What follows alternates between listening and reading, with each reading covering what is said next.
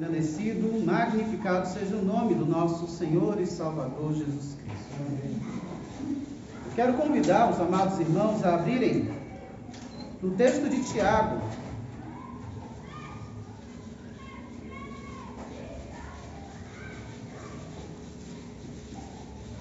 Tiago capítulo 5, faremos a leitura do verso 12 ao verso 20.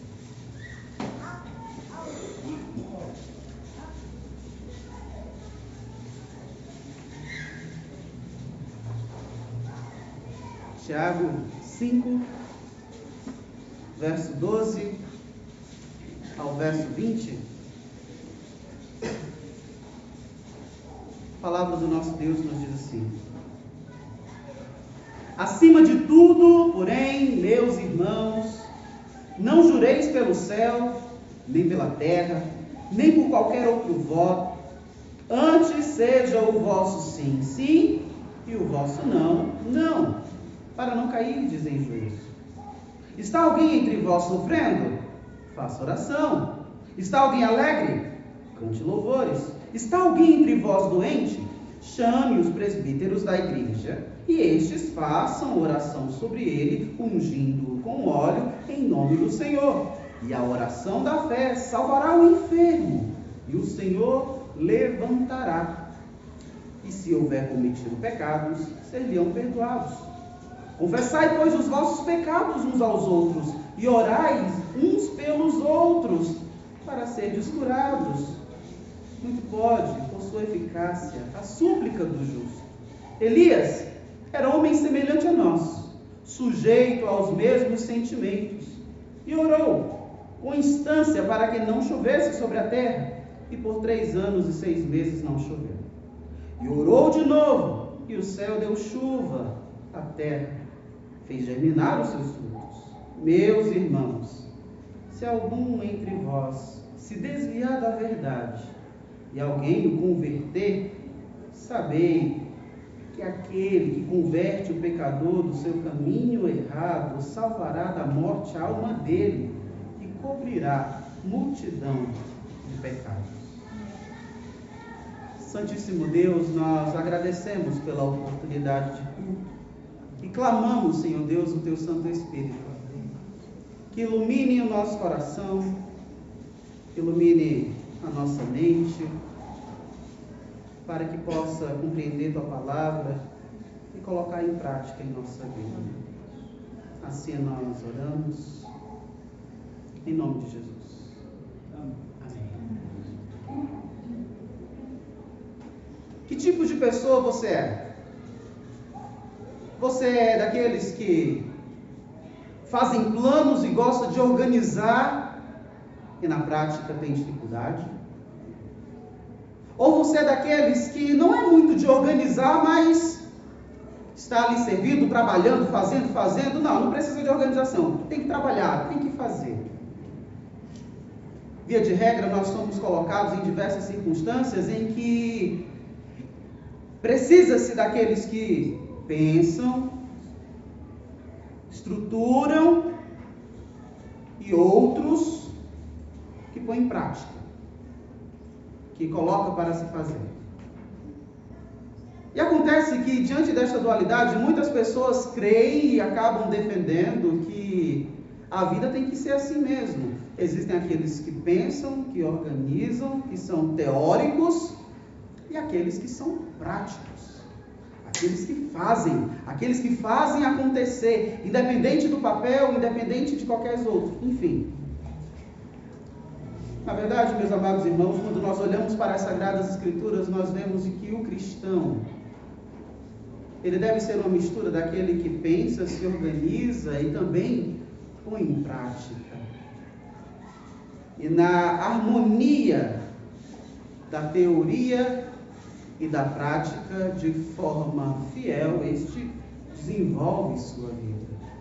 Veja, Tiago escreve uma carta para pessoas espalhadas nos mais diferentes lugares das províncias do Império Romano, e entregando esta carta a estes irmãos, Tiago escreve de uma forma poética, ao alguns comentaristas chamarem a carta de Tiago como o livro de Provérbios do Novo Testamento. E nesta forma poética com que Tiago escreve, ele traz conselhos diversos nas mais diferentes áreas na vida do crente. E ele encerra a sua carta fazendo um apanhamento geral, dando recomendações diretas e objetivas. Após falar aos ricos e aos pobres, a falar a diversas classes da igreja, não sendo específico, de forma geral, Tiago traz alguns conselhos no final de sua carta. E ele inicia o fim de sua carta dizendo: acima de tudo, porém, meus irmãos, dando a entender de que, falando a crente, falando ao povo de Deus, falando aos irmãos da igreja, não jureis nem pelo céu, nem pela terra. Tiago repete aqui alguns conselhos de Jesus Cristo. Mas se você lembrar de que Tiago, ele é alguém que busca uma evidência prática da fé, onde ele diz: não jurem nem pelo céu, nem pela terra, nem por qualquer outro voto, mas antes seja o vosso sim, sim, e o vosso não, não. A ideia é: seja compromissado com aquilo que você assume. Veja, na boa vontade, muitos, no interesse de atender e de assistir o outro, começam a fazer promessas. Não, eu vou fazer, eu posso fazer. Sim, eu vou fazer. E você não vê o executar. Você vê a boa disposição, você vê a generosidade daqueles que muito prometem. Sim, eu juro, eu vou fazer. E coloca às vezes palavras, endossam palavras com o objetivo de cumprir alguma coisa. E Tiago, falando a estes que de forma precipitada assumem compromissos, ele diz: olha, seja o vosso sim, sim, ou seja, seja compromissado, e o seu não, não, para não cairdes em juízo. Veja,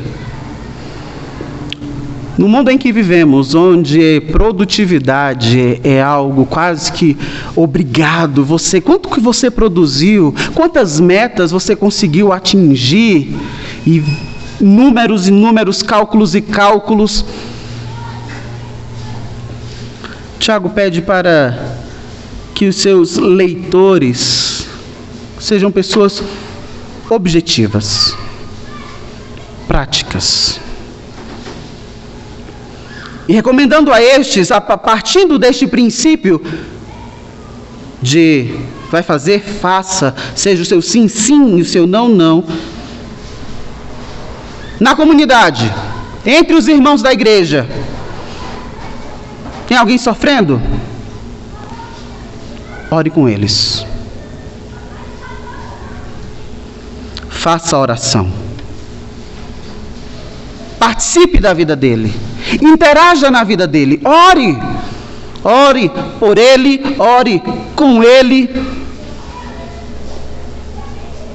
Tiago não está dizendo: você está se sentindo bem, irmão? Se você está se sentindo bem, olha para quem está sofrendo e vai até lá quem está sofrendo e ore com ele. Não, a pergunta não é essa. A pergunta é com relação ao outro. É externo a mim. Não depende de como eu estou me sentindo. Não depende da minha condição no momento. Está alguém sofrendo? Eu tenho conhecimento disso? Faça uma oração.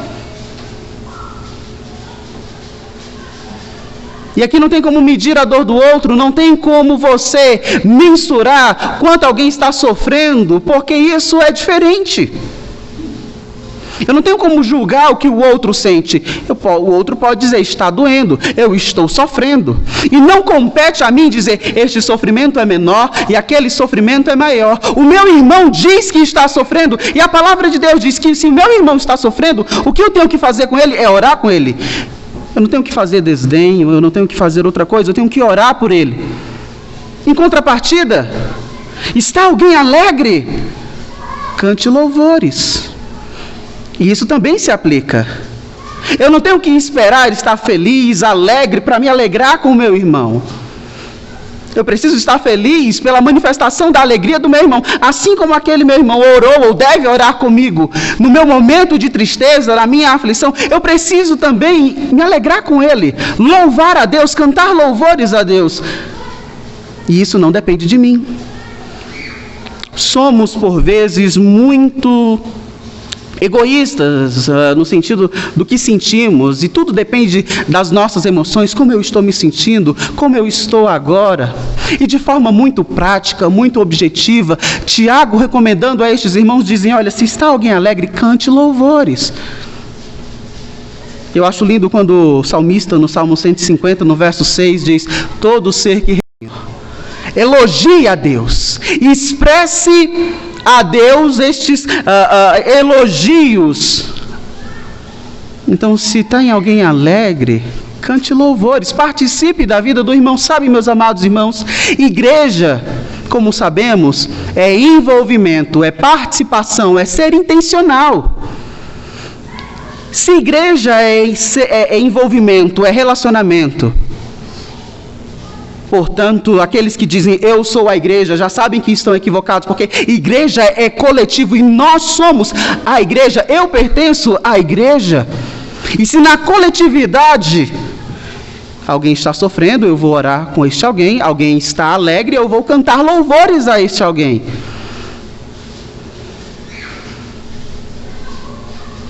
E está alguém entre vós doente? Chame os presbíteros da igreja. Na época em que Tiago escreve a carta, a igreja tinha em vida os seus apóstolos, a igreja vivia uma transição de liderança. E se você já leu o livro de Atos, ou tem nos acompanhado na nossa escola bíblica pela manhã, você sabe que a igreja passou por uma transição de liderança. E nessa transição de liderança, os presbíteros, os homens experientes, exercem a liderança da igreja. E Tiago, se referindo aos irmãos enfermos da igreja, ele diz: está alguém doente? Chama o apóstolo. É isso que o texto diz? Não, ele diz: chama os presbíteros, chama os líderes, chama os responsáveis da igreja, chama a liderança da igreja. E estes façam oração sobre ele. Estes intercedam. E é interessante, meus amados irmãos, a forma como Tiago constrói a sua orientação de forma prática, porque por vezes a liderança da igreja está tão focada em certas circunstâncias que não tem como a liderança saber em que grau é esta enfermidade, em que grau é esta doença. Não tem como saber. A liderança, os presbíteros, e aqui quando eu falo os presbíteros, o pastor participa desta nomenclatura, porque na nossa reflexão, o pastor ele é um presbítero, e é por isso que constituímos um presbitério. Não temos como antever as enfermidades, não tem como saber em que grau está determinada a enfermidade, se não forem informados, se eles não forem informados. E se eles anteveem, se eles preveem, chame este presbítero, esse pastor, para a conversa, porque a palavra de Deus não recomenda a adivinhação. Isso é uma prática proibida, é pecado, irmãos. Não tem como o pastor, o presbítero prever, antever. Então, se está alguém enfermo, comunique o presbítero, comunique o pastor, fale para ele, para que este faça a oração. E aqui nós temos uma parte muito interessante: ungindo-o com óleo em nome do Senhor. Ah, pastor, então a gente vai chamá-los para que na ocasião a gente vai pegar o óleo e fazer aquela lambança? Não. É preciso lembrar, Tiago escreve num período de transição da igreja. Os presbíteros nesta época eram as pessoas mais experientes, não havia um avanço da medicina como temos nos dias de hoje, e os líderes, os mais velhos, eles não apenas cuidavam daquilo que é espiritual, no pastoreio, mas eles buscavam dentro do conhecimento que tinha os seus recursos medicinais. E aqui traz a ideia de um ancião, de um presbítero, de um homem experiente que, chamado para orar, este possa também prover o azeite para auxiliar aquele que estava enfermo. E se você está com os olhos no texto, isso é apenas uma citação de Tiago para que estes presbíteros assim o façam, porque a ênfase não está em ungir alguém com um óleo, a ênfase está em orar por este. No verso 13 ele fala: está alguém sofrendo? Faça uma oração. E agora, mais uma vez, a oração da fé salvará o enfermo. Então, veja que a orientação é que este vai orar com ele. Esta é a ênfase do texto. Isso é aquilo que pode ser feito. E a oração da fé salvará o enfermo. Entenda o salvará não como eu estou orando e a alma desta pessoa agora vai estar livre da condenação do inferno, vai estar salva. A ideia de salvação que Tiago se refere aqui é a ideia de livramento. A pessoa está enferma.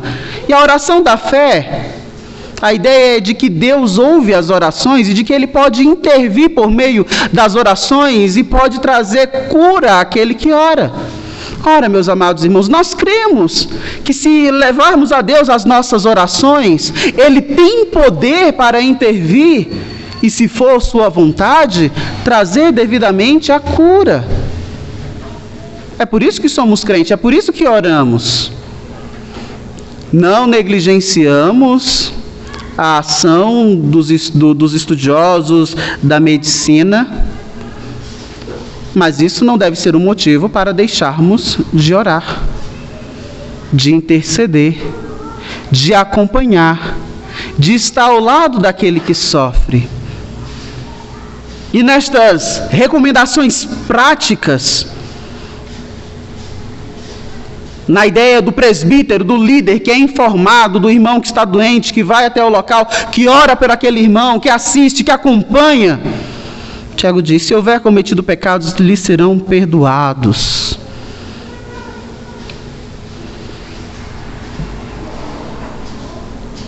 Porque na vida do crente,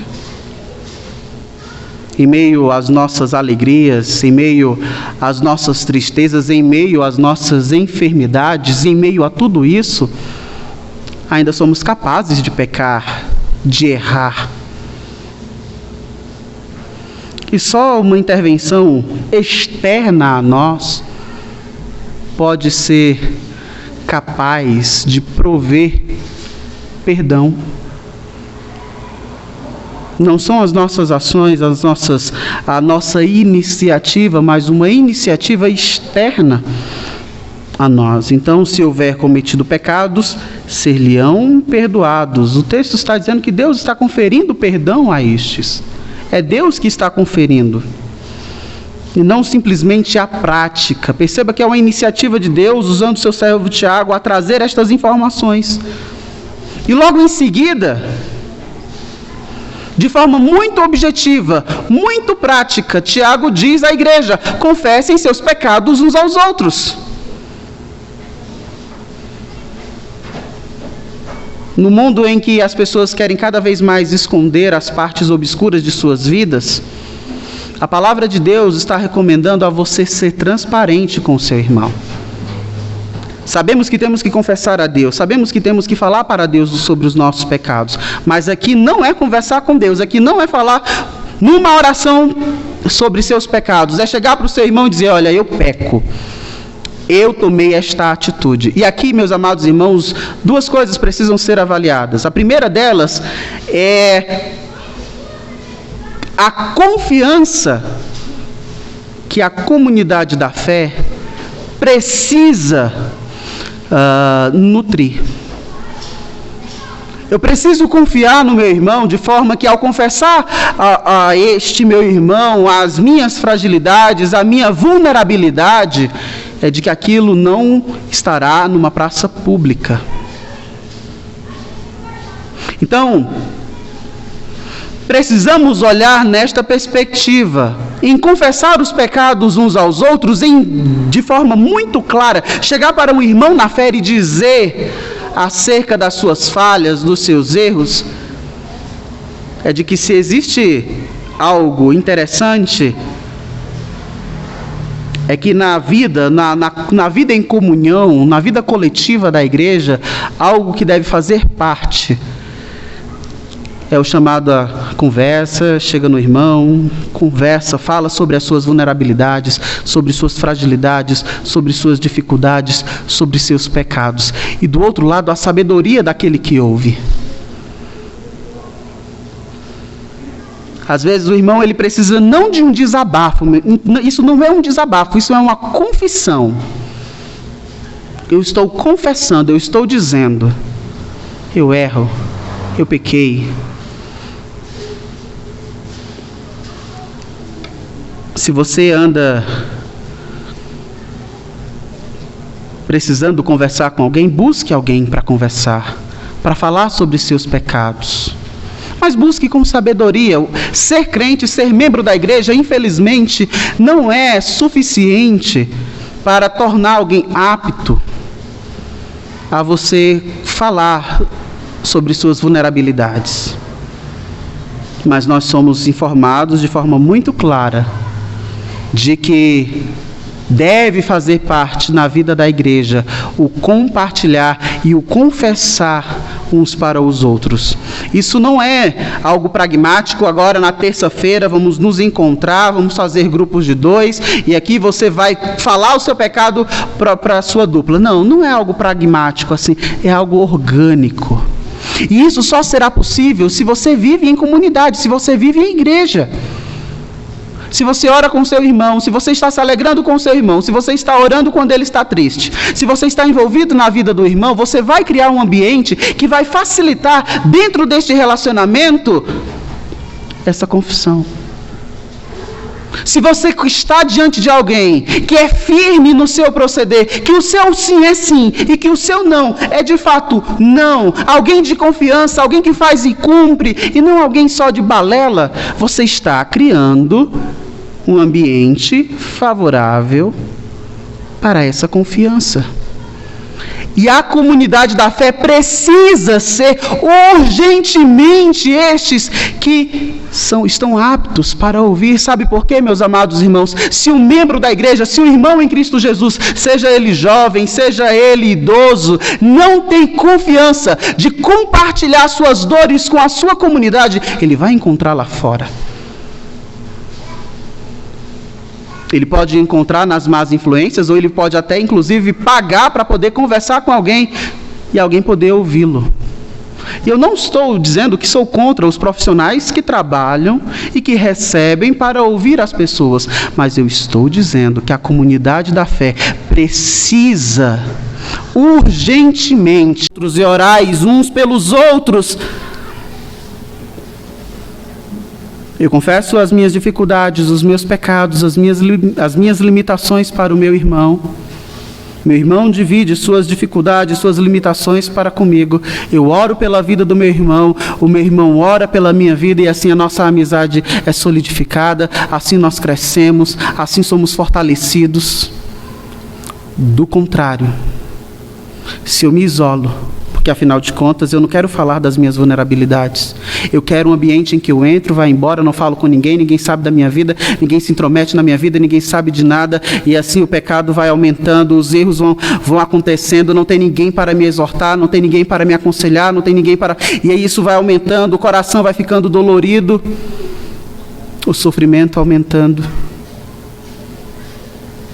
O povo de Deus ele é chamado para viver em comunidade, é por isso que a igreja é essa expressão coletiva do povo de Deus, para que intervindo na vida uns dos outros, um possa ajudar os outros, inclusive com relação aos seus próprios pecados. Deus não te fez autossuficiente, Deus te fez dependente dele.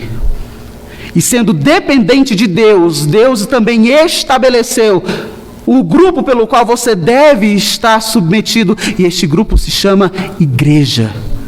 Irmãos, a comunidade do povo. Orais uns pelos outros para serdes curados. Tem sentido quando alguém diz, olha, eu desabafei, falei com o fulano e me senti melhor. Isso tem muito sentido, amados. Tem comprovações científicas a respeito disso de forma incontável. Mas como eu disse, não é apenas um desabafo, não é só falar por falar. Com quem você fala? Se alguém ora por você enquanto você fala, se alguém pode te aconselhar enquanto você está falando. Mas ainda assim, não depende também de para quem você está falando. Muito pode, por sua eficácia, a súplica do justo. Você crê em Jesus? Você crê que Jesus te substituiu na cruz do Calvário? Você crê que de fato você era um pecador e ainda continua sendo, porém foi resgatado pela obra de Cristo Jesus? Você crê nisso? Que de forma imerecida a graça alcançou tua vida? Você crê? Cristo, Ele é o justo, Ele é o justificador, e na presença dEle, em nome dEle, em Cristo, você é alguém justificada. A sua oração, como diz a palavra de Deus, muito pode, por sua eficácia, a súplica do justo. Estes que são conscientizados pela obra eficaz de Cristo Jesus, que nos justifica, nos habilita a interceder e a orar pelo outro, e assim não depender da oração do pastor, da oração do presbítero, da oração da irmã mais velha, da oração do irmão mais velho, da oração do fulano que é mais forte. Não existe isso, irmãos. Quer pedir para o pastor orar por você? Ele vai orar. Não tenha dúvida, mas não ache que a oração do pastor vai ser mais poderosa, vai ser mais eficaz. É a oração daquele que foi justificado, daquele que foi encontrado pela graça, daquele que é filho de Deus.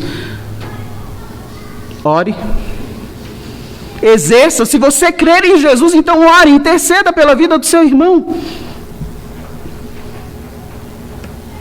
E após fazer esse apanhado de recomendações diretas e objetivas para a vida do povo de Deus, espalhados pelas mais diversas províncias do Império Romano, Tiago, ele traz um exemplo muito prático.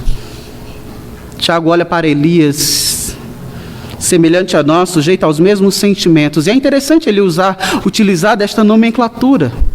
Porque assim como o Tiago diz acerca dele ter orado com instância para que não chovesse, e não choveu, e orou de novo, e aí desceu chuva do céu, Elias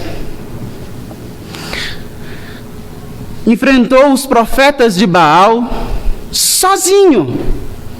Estava cercado de centenas de profetas de Baal.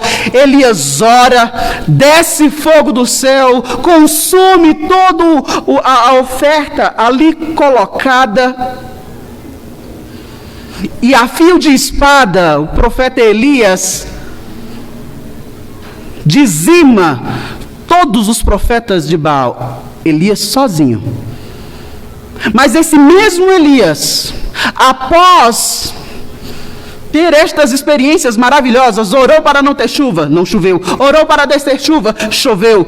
Orou para que o holocausto fosse consumido, assim aconteceu. Este mesmo homem, cheio de Deus, cheio do poder de Deus, cheio da experiência de Deus, este homem, quando soube de que Jezabel queria tirar a vida, ele foge. Ele foge, ele deixa o seu moço, ele sozinho, ele para debaixo de uma árvore e ele diz: eu quero a morte, porque não sou melhor do que meus pais. Este mesmo homem experimentado, cheio do poder de Deus, ele para e ele diz: Senhor, eu quero morrer. Elias, homem cheio do poder de Deus, passou pelos nossos mesmos sentimentos, estava sujeito às nossas mesmas paixões, vulnerável como nós somos vulneráveis. E se você conhece a história de Elias, Elias dorme, acorda, Deus o alimenta. Elias dorme, Deus provê o alimento, ele se alimenta novamente, ele caminha por 40 dias, Deus o orienta até uma caverna, e depois de diversas outras manifestações naturais, Deus se revela a ele através de uma brisa muito suave. E por 2 vezes, em todo este momento em que Deus perguntou a Elias o que acontecia, ele diz: olha, eu sobrei, só eu fui zeloso. E depois de todas essas experiências, o Senhor fala a Elias: Elias, existem tantos mil que não se dobraram a Baal, tantos que a sua boca que não beijaram Baal. E aí Deus traz recomendações para que Elias vá ao encontro de Eliseu, de que ele unja alguns reis e de que ele siga o seu ministério, de que ele volte às suas atividades. E Elias volta. Mas o que eu quero chamar a nossa atenção, meus amados irmãos, é que por vezes nos nossos sofrimentos, nas nossas dificuldades, nós cegamos para aquilo que está à nossa volta. Nós não enxergamos a dor do outro, nós não enxergamos a alegria do outro, nós só vemos os nossos próprios problemas e fugimos de todos, queremos nos isolar e alguns em algum momento dizem: eu quero a morte. Mas é nesse momento em que Deus vem ao nosso encontro, Deus cuida de nós como Ele cuidou de Elias. E Deus nos orienta: olha, em meio ao que você está passando, volte a servir. Deus não disse para Elias: olha, eu vou tirar essa sua dor e eu vou tirar esse seu desejo de morte. Deus disse para Elias: vai ao encontro, unge Eliseu como profeta em teu lugar, vai a Azael, unge rei da Síria, vai no fulano, unge-o como rei. E assim Elias fez. E se você conhece a história de Elias, Elias foi levado aos céus em carros de fogo. Homem vulnerável. Se meu irmão está alegre, preciso me alegrar com ele. E se meu irmão já estiver desviado da rota?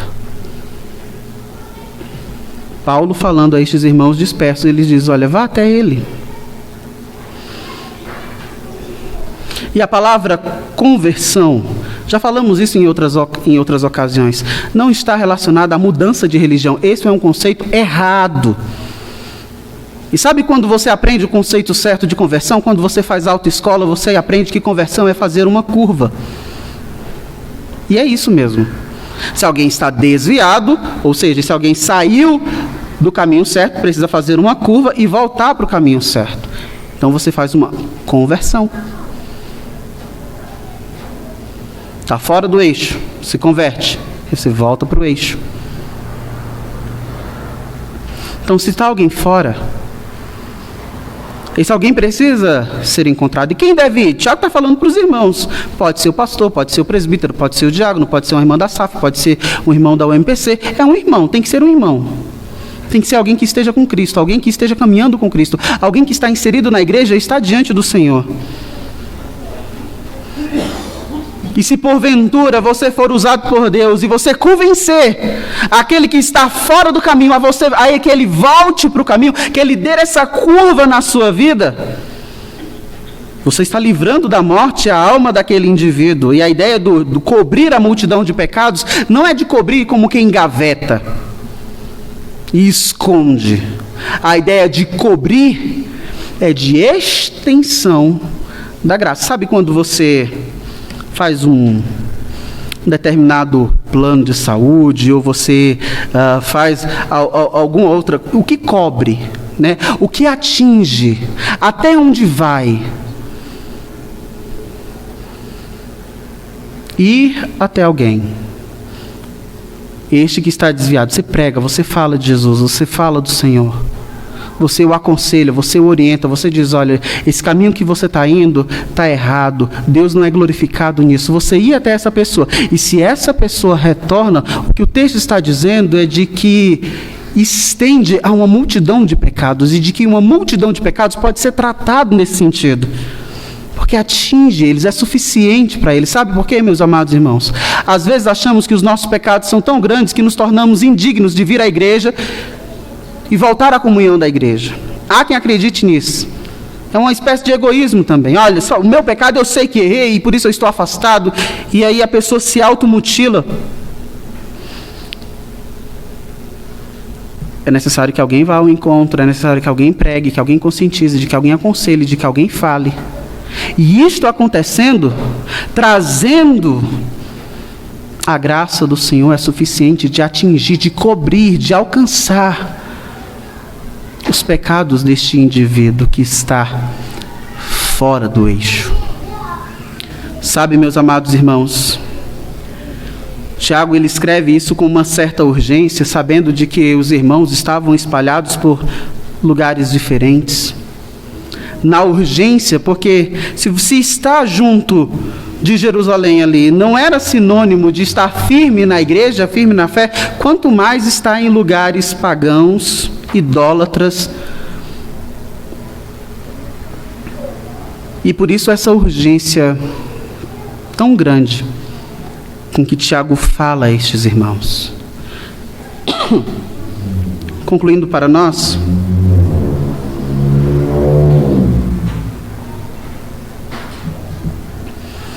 perguntamos no início se você é do grupo dos organizados ou do grupo que pratica. A ideia é, na sua vida cristã, você precisa se organizar e conhecer a palavra de Deus. Você precisa conhecer os conselhos de Deus para todas as áreas da vida. Todo indivíduo, não é só o pastor, todos nós. Para que uma vez você conhecendo, através da graça do Senhor e do auxílio do Espírito Santo, você seja capacitado a, quando algum irmão vir até você, dividir as suas alegrias, você ter maturidade emocional. Isso não depende de mim. Eu não tenho que jogar um balde de cinzas na alegria do meu irmão. Eu preciso juntamente com ele me alegrar. De que quando o meu irmão vier até mim, e eu estou muito alegre e ele conta as suas dores, eu não preciso também jogar um balde de água gelada nele e assim inferiorizar e menosprezar a dor dele. Eu não estou sentindo a dor dele. Eu preciso acreditar que está doendo nele e assim orar por ele. Conhecendo as diretrizes e as orientações da palavra de Deus, quando algum irmão vier e confessar os seus pecados a mim, ter sabedoria de aconselhar, de ouvir, de incentivar e de dizer: Cristo morreu inclusive por este pecado e Ele pode te auxiliar a sair desta prisão, meu irmão.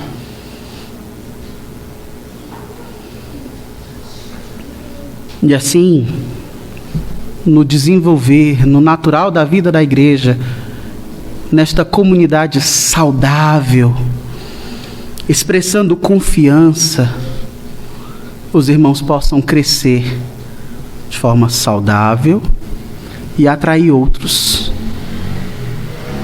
E os outros possam se sentir bem pelos motivos corretos.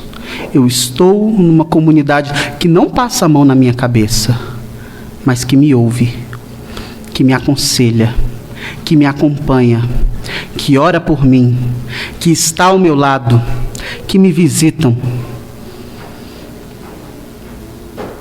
E assim caminhamos para a glória de Deus.